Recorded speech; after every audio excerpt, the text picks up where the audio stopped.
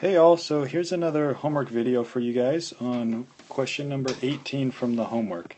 It seems to be giving some people some trouble, and so let's see if we can't try to tackle it here. So at first glance this problem looks pretty tricky because there's very little information given. We're told what the spring constant is of the spring in this setup, as well as the radius of the upper portion or the plunger portion or the piston portion of the cylinder, and that's it. That's really all we're told. However, as you read the problem, you will find that it's discussing or asking you about the effects of the force due to atmospheric pressure. So we can actually consider a third given, even though it's not explicitly stated in the problem statement, which is atmospheric pressure. So pressure due to the atmosphere, which you can look up online or we mentioned in class, is equal to 1.013 times 10 to the 5th power pascals. So we really have three givens, even though the third one is a little bit hidden. So what we're asked to determine are two things. We're asked in part A to figure out the amount that the spring would be compressed strictly as a result of the atmospheric pressure, and we're also asked to figure out the amount of stored potential energy that that spring has. But the way they ask it is actually they ask us about the amount of work done by the atmospheric pressure to cause the spring to compress. So let's go ahead and tackle this. So the first thing to think about is that disc, that piston we have. So if we look at it, we can kind of look at it from two angles. So you can look at it from the side and you can look at it from the top down. Alright, so looking at it from the side, if we think about the sum of our forces, if the object has air on both sides of it, it's going to have atmospheric pressure pushing on the bottom and on the top, and so there's no net force from the atmospheric pressure, and so it doesn't experience any compression in that case.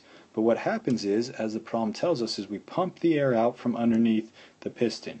Doing that removes this pressure down here on the bottom and removes the net force on the bottom as a result of atmospheric air pushing up, and so now there is a net force pushing down on the top that results from the air pressure, which then causes it to compress, resulting in the spring compressing, which generates an upward force from the spring as it becomes compressed.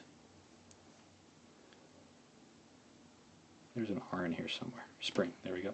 Okay, so that's the force upward on the spring. So if we were to draw a free body diagram for our piston there, what we would have is really two forces acting on it. We have this force from the atmosphere, I'll call it F sub A, in the downward direction, and then we have the force from the spring in the upward direction.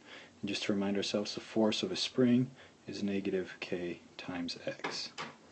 So we could try to set up our sum of our forces looking at this and say, okay, we know some of our forces in the y direction are going to be equal to 0 once it's reached equilibrium. So what do we have? Well, we have the force of the spring minus the force on the atmosphere is equal to 0. Okay, sounds good.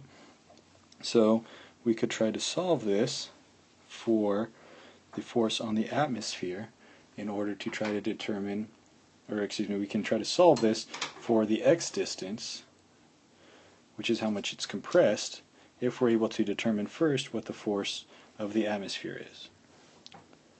So for starters, we can go ahead and try to solve this, plugging in negative kx. So we have negative k times x is going to be equal to f sub a, and so if we continue to solve another step further, our x value is going to be equal to negative f times a over k. And just to warn you, just so you understand, this negative sign that we see here in front of our x value again just represents or tells us that the displacement is going to be in the downward direction. So in the problem statement, when you just ask for how much it causes the spring to compress, you want the absolute value of this. So you're going to lose that negative sign when you finally solve. Just don't want that to throw anybody off. Anyway, so that's all fun and good, but what is this FA, right? We're told, or we're able to determine that there's pressure in the atmosphere, but that doesn't tell us what the force is.